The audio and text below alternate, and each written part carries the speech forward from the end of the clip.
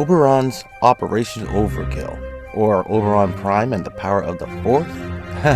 How about Obi-Wan and the Power of the Force? Actually, there will be no Star Wars jokes, mainly because why did Obi-Wan cross the road? Because he was forced? Yeah, that's why there's going to be no Star Wars jokes.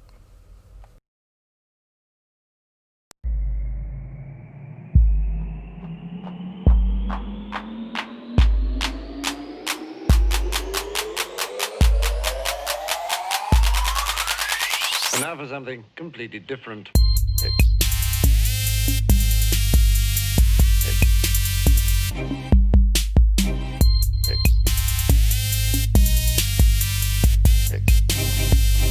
Completely different. What's happening, everybody? Hope you guys are feeling great. I'm Team Kills, and what I like to do is make gaming easier. So, Overkill Oberon, or Obi-Wan of the Force. Now this is not super complicated, but there is a shit ton going on here. So, to make this simple, I'm going to explain this the way that I built it in my head. It's not like you guys couldn't get it, but it's way better than just listing everything off the way it is. Super quick, this is the point where you should subscribe. I'm not trying to get pushy at all, but you're probably going to have to watch this bitch at least twice. And I usually make a lot of stupid / funny, well actually they're stupid. I make a lot of stupid jokes, but this time, there's no time. Let's get to it. Now first, I put growing power and Precision Intensify on him. Precision Intensify is basically Intensify times 3, but only for your 4th ability. But all other power mods work on your 4th ability and all your others. So, in the spirit of Operation Overkill, I put Power Drift, Blind Rage, and Transient Fortitude on him. I use Fleeting Expertise to offset the efficiency drain, and Arcane Efficiency to offset the drain for the duration. Now, getting close to Oberon is not a good idea, mainly because I'm going to kick dirt in your face. I went to the infested testicle in the back of the orbiter, and I switched out his first ability for Inaro's Desecrate, for a few reasons. The first one is, it blinds enemies, and it keeps them in my poison forest even longer, which is great. Second, it heals me by 25% per hit. Third, finishers. It opens enemies up for finishers, and this has a chance to activate my arcane trickery. This makes me go invisible for 30 seconds, and then I start to get my stealth bonuses added to my growing power buff. Now, growing power. This mod gives you a 25% ability power boost for 6 seconds after you killed an enemy with a status effect. Or actually that's a lie. All you have to do is infect an enemy with status, and it works. Now very quickly, this mod is better than you guys think. The rules. This only works for your weapons, not your warframes. Unless, well, the only exception to the rule is warframes like Lavos or Saren, ones that can put status effects on your weapon. When you get a status effect, then that technically counts for your growing power. But any radial attack like your Corpus Theme status Death Bubble from the Tenet Tetra, those status effects won't start your growing power. Only the actual bullet from the Tetra will. Slash damage. That will not only get your growing power going, but with every single tick, it will refresh your growing power with every tick. Timed abilities, especially ones that can be affected by duration mods like Saren's Toxic Lash, you can get that thing running for a minute, even longer. If you turn that on when growing power is activated, your growing power buff will last on Toxic Lash until the timer's done. This also works for channeling abilities. Exalted Blade is a perfect example. If you turn your Exalted Blade on during your growing power buff, that buff will last until you run out of energy, and if you have a high energy pool, you're picking up energy balls, it'll last until you turn the ability off, you run out of energy, or you run out of level. There's a good chance the last one is what's going to happen. Aura mods will buff your growing power buff. So instead of a 25% buff, it's actually a 40% buff that you're running around here with. It's a really, really good mod. So for weapons, I chose the Aeolok, which by the way is magnetic and radiation, and its alternate fire is blast. At 99% status, there is only a 1% chance that my target won't get affected by status.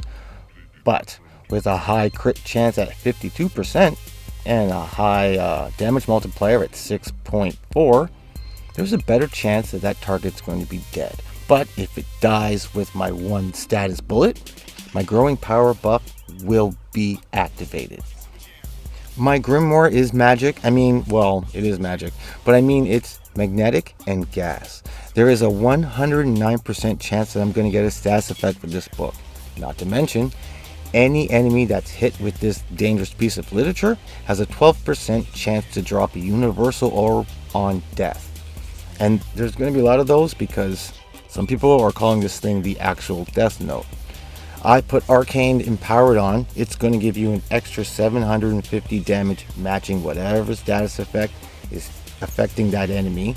And I still haven't figured out if it's one status effect or all status effects, but either way, it's extra damage. Now, when it comes to sentinels, I chose the Jin first, because every sentinel needs to get some love. Just want to spread it around a bit, but mainly because of assault mode and fatal attraction. Assault mode makes this leafy bastard attack any enemy that's within 30 meters of me, and it attacks with a heat-seeking missiles that have a 108% chance to affect any enemy it hits with radiation, gas, and cold. This guy keeps my growing power going by his goddamn self. Not to mention a Shivering Contagion, I believe is what it's called, just to give me some extra status and some extra crowd control. Now, Fatal Attraction will draw enemies that are within 20 meters closer to you. Once they get within 6 meters, on death, they will explode or die for an extra 250 damage. If you kill them before the 6 meters, it increases that lure time and will reduce the cooldown timer. Now, I personally haven't settled on this mod. I was going to switch it out with either one of these two. As always, tweak this the way you want. I haven't even settled on a mod for this. Oh, and I also chose Synth Deconstruct. This makes enemies that are hit by my Sentinel have an extra chance to drop health orbs. Those health orbs will further buff my Sentinel's armor, and these two mods together will reload my primary by 10% every second when it's holstered. Not my secondary, because that book has infinite knowledge. Well, it's infinite ammo, The Zeneric School of Focus, that's the energy one. It has some good abilities in there, but it has a passive ability that I don't see people taking advantage of too often. Wellspring. This is the circle that gives you energy. Hardened Wellspring is the bigger circle. Most of us we just stand in there for a quick second, we go about our business, and we get 30 seconds of energy. If you stand in the big circle, you will get an overall 20% buff to all your abilities. Not to mention, since your operator's out, the second ability in that School of Focus is Temporal Drag. It has a radial explosion that will slow enemies up to 80% for 10 seconds. It's another good way to keep people in your poison forest. Now, the Liaison. Oh boy.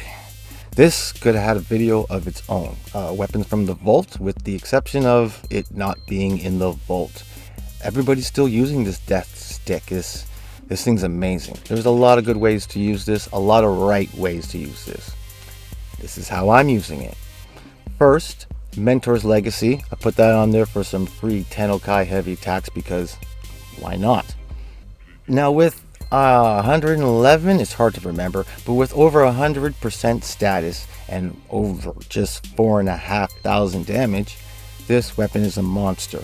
But I made sure that my major elements of damage was slash. One, because I love the slash animation. Cutting people in half is fan-fucking-tastic.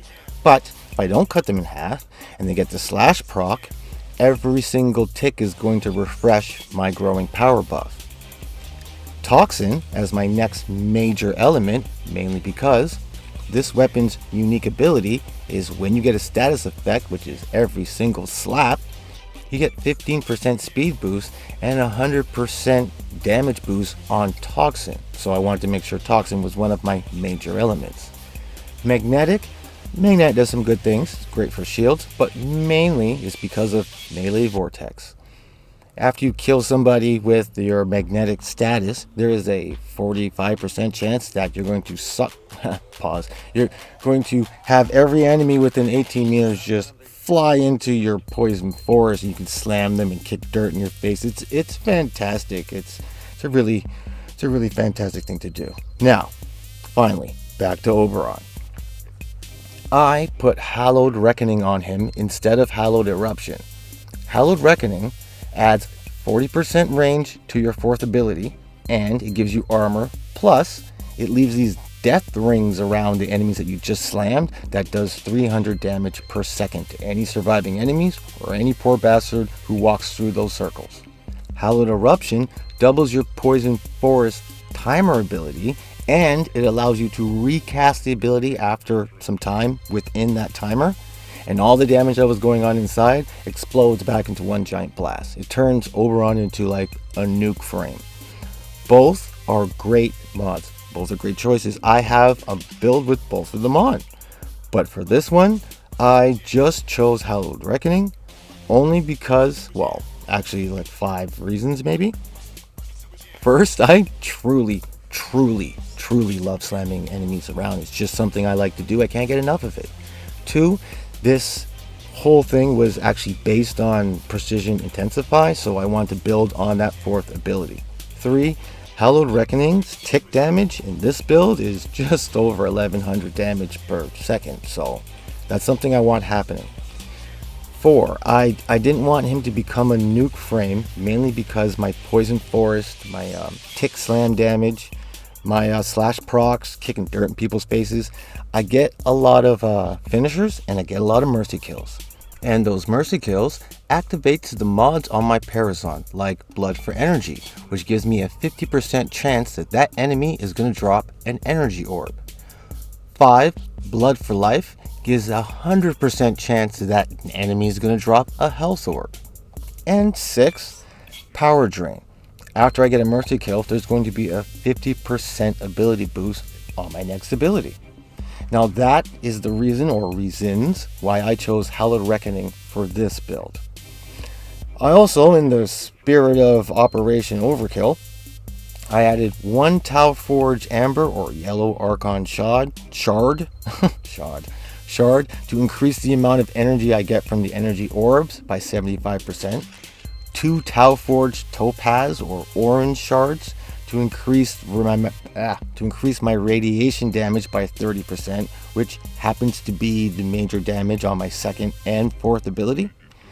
And 2 normal Crimson or Red shards, which just gives me an extra 20% overall overkill damage for all my abilities.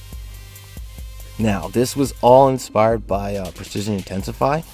In my Power of the 4th video, I asked what you guys could come up with.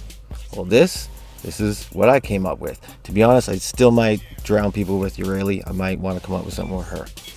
Now, my only real regret here is, and it's not really even a regret, it's because of the way Precision Intensify works, you can't pair it with any other Intensifies. That means I can't use Archon Intensify, and I can't take advantage of the whole healing buff, which would be awesome because I now have 2 abilities that are healing me.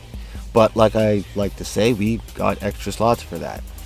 But anyhow, this is my Overkill Oberon, my Obi-Wan of the 4th. I bet you're glad I didn't continue with any more Star Wars jokes. But on that note, I hope this helps. I hope you join the team of killers. Become a killer of teams. Let me know what you're thinking in the comments. It's one of the ways we could talk. Make sure you keep it easy in life. And remember, just keep gaming.